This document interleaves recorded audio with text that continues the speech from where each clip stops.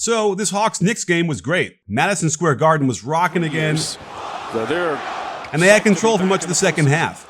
If it weren't for Trae Young being, well, Trae Young, New York would be celebrating their first playoff win in forever. But something was gnawing at me the whole game when I watched the Knicks on defense, and I have to show you why it's a problem. The kind of foundational issue that has me scratching my head why Tom Thibodeau would want his players executing it this way. Here's an example. Trae comes around the ball screen to the right, sucks in the defense, and kicks out to the corner for a wide open three, and they're lucky it doesn't go in. But let's look at precisely why this happened. The lowest guy, RJ Barrett, rotates into the paint.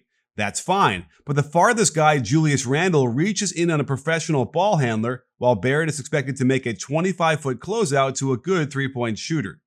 Now let me show you a better way to defend this. Here comes the pick and roll, and Rose is the lowest man, so he rotates into the paint off his man in the corner. That is great, but the farthest guy, Alec Burks, needs to split the difference between the wing and the corner and close out to wherever the pass goes. He kind of starts to do that, but Rose follows their game plan, cuts him off, and can't get there in time to stop the three.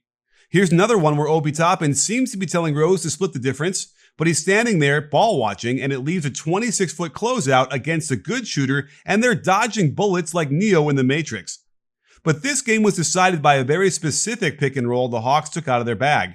I call it Spain pick and roll, people are now calling it stack, and here's how it works. The traditional high ball screen is set at the top of the circle, while you bring a third player in to backscreen the ball screener's man. You can see the chaos that ensues for the defense as Bullock won't switch till he's completely beaten. Noel tries to stay with the diving Capella, who's not open because Hunter's man crashed down into the paint. A better pass might have gotten them an open three, but Hunter attacks to the baseline for the baby jumper.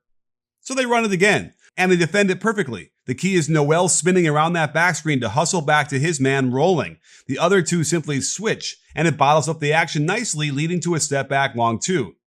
They use the same concept of screening the ball screener's man out of a double ball screen. Bogdanovic screens for the first screener, who's open for three, but when Noel foolishly reaches in on a professional ball handler, he's beat, and the image of a Trae Young floater must make Knicks fans sick to their stomachs. It's now do or die time in this game, and in this video too. So please hit that subscribe button if you're liking this, as the Hawks go back to the traditional Spain pick and roll. Taj doesn't recognize it and stays with the ball handler. RJ Barrett tries to defend the ball too, leaving three players on Young, and this time quickly correctly rotates down as the farthest defender, but there's nothing he could do as Young throws a safe lob and Capella finishes over the little guy.